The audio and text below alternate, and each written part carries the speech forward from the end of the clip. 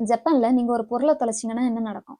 கண்டிப்பா அந்த பொருள் உங்களுக்கு திரும்ப கிடைச்சிரும். நான் என்னோட எக்ஸ்பீரியன்ஸ உங்களுக்கு ஷேர் பண்றேன். நான் வந்து பார்த்தீங்கன்னா, ஒரு சின்ன பொருள தான் தொலைச்சேன். அதுவே எனக்கு திரும்ப கிடைச்சுச்சு. ஓகேவா? நான் வந்து பக்கத்துல இருக்க சூப்பர் மார்க்கெட்டுக்கு போவேன். வாரம் திங்ஸ் வாங்குறதுக்காக போவேன். நான் இங்க வந்த புதுசுல அந்த சூப்பர் மார்க்கெட்டுக்கு போறேன். அது ஒரு பெரிய சூப்பர் மார்க்கெட்டு. பில்லிங் கவுண்டர் மட்டும் பார்த்தீங்கன்னாவே 25 கிட்ட இருக்கும். ஓகேவா? நான் போயிட்டு அங்க போய் திங்ஸ் எல்லாம் வாங்கிட்டு, அது கூட ஒரு ஷாம்பு வாங்குறேன். ஓகேவா? அது ஒரு 500 கிட்ட வரும்.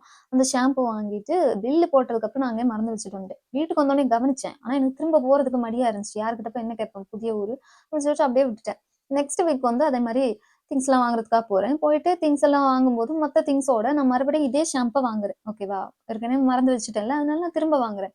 வாங்கிட்டு பில்லிங் கவுண்டருக்கு போய் பில் போடும்போது, அந்த பொண்ணு வந்து ஸ்கேன் பண்றதுக்காக இந்த ஷாம்பு எடுத்துட்டு என்கிட்ட கேட்டாங்க, "நீங்க ஏதாவது மறந்து வச்சீங்களா போன வாட்டி?" அப்படின்னு. நான் சொன்னேன், "ஆமா ஷாம்பு மறந்து வச்சுட்டேன்" அப்படின்னு. "இதே ஷாம்பு தானே?" அப்படின்னு கேட்டாங்க. நான் சொன்னேன், "ஆமா." "அப்படின்னா இது பில் போட வேண்டாம்ல. உங்க ஷாம்ப வந்துட்டு நான் வந்து எடுத்துட்டு வர சொல்றேன்" அப்படின்னு. நான் அவள சொன்னேன், "சரி ஓகே பில் போட வேண்டாம்ன்னு." அதுக்கப்புறம் அவங்க என்னடான்னா, இன்னொரு ஸ்டாஃப் வந்துட்டு எடுத்துட்டு வராங்க. அந்த ஷாம்பு எடுத்துட்டு வந்து ஒரு லிஸ்ட் வச்சிருக்காங்க. அந்த லிஸ்ட்ல வந்துட்டு இந்த மாரி அவங்க உங்களுக்கு கிடைச்ச பொருள எல்லாத்தையும் எழுதி வச்சிருக்காங்க நேமு. நான் என்னோட ஷாம்புக்கு நேரா சைன் பண்ணி அத வாங்கிக்கிட்டேன்.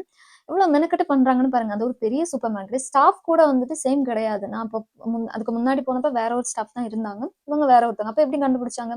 என்ன பண்றாங்கன்னா, கண்டிப்பா இந்த பொருள கண்டுபிடிச்ச உடனே அவங்க வந்துட்டு பில் போட்டிருக்கா இல்லையான்னு செக் பண்ணியிருப்பாங்க. பில் போட்டிருந்த உடனே என்ன பண்ணியிருப்பாங்கன்னா, அந்த டைமிங் எல்லாம் கரெக்ட்டா நோட் பண்ணி, அத சிஸ்டம்ல அப்டேட் பண்ணி வச்சிருந்திருப்பாங்க. வச்சுட்டு, இதே டைமுக்கு யாராவது வர்றாங்களா? அதே மாரி அதே பொருள வாங்குறாங்களா? அத பார்த்து மேட்ச் பண்ணி உங்களுக்கு டவுட் இருக்கவங்க கிட்ட கேட்கறாங்க. அந்த மாரி என்கிட்ட கேட்டிருக்காங்க. அப்படி என்கிட்ட கிடைச்சா இதையே வந்துட்டு அவங்க டைம் எடுத்து பண்றாங்க பார்த்தீங்களா? ஜாப்பனீஸ பொறுத்தவரைக்கும் எப்படின்னா, அவங்களுக்கு சொந்தம் இல்லாத பொருள அவங்க தொடமாட்டாங்க.